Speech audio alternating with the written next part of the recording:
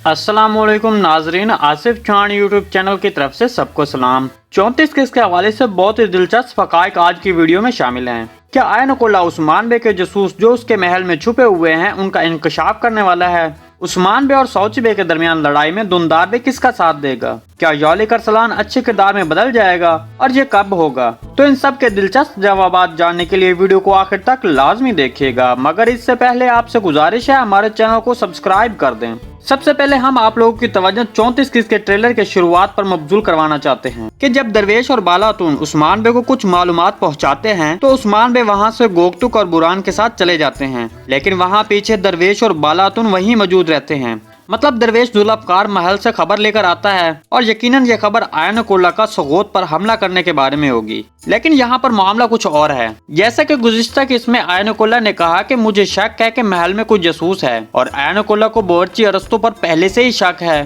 तो वो इस शक को दूर करने के लिए हमारे ख्याल में आयनुल्लाह बावर्ची अरस्तू की मौजूदगी में फ्लाइट से सगोत पर हमले की बात करेगा। क्योंकि ये बात आयनुल्लाह खाने वाली टेबल पर बैठकर करता है तो इसका मतलब है बावर्ची अरस्तू भी आसपास मौजूद है। तो इस तरह आयनुल्लाह के प्लान के तहत ये खबर उस्मान बे तक पहुंचेगी। इसके अलावा आयनुल्लाह इस बात को यकीनी बनाने के लिए एक फौजी दस्ता भी सगोत भेजेगा जो वहां उस्मान बे के हाथों हलाक हो जाएगा। दूसरी तरफ सौची बे और उस्मान बे की लड़ाई में दुंदार बे कुछ वक्त के लिए उस्मान बे का साथ देता दिखाई देगा, क्योंकि हमने दूसरे सीजन के शुरुआत से ही देखा कि दुंदार बे का उस्मान बे के लिए रवैया पहले सीजन से बहुत मुख्तलिफ नजर आ रहा है। लेकिन ये बस थोड़ी देर के लिए उस्मान बे का साथ देंगे, फिर बाद में वो यौलिक अरसलान और सौची बे की तरफ हो जाएंगे। अगर यौलिक अरसलान के किरदार की बात की जाए कि वो कब ठीक होगा, तो इसके बारे में बताते चलें कि ये किरदार बहुत तवील मुद्दत के लिए कास्ट किया गया है, मतलब ये अगले सीजन तक चलेगा, तो लिहाजा ये अभी ऐसे ही बुरे किरदार में नजर आएगा। अच्छे किरदार में इसकी मुंतकिली बहुत ही देर बाद होगी, मतलब ये खुद से नहीं बदलेगा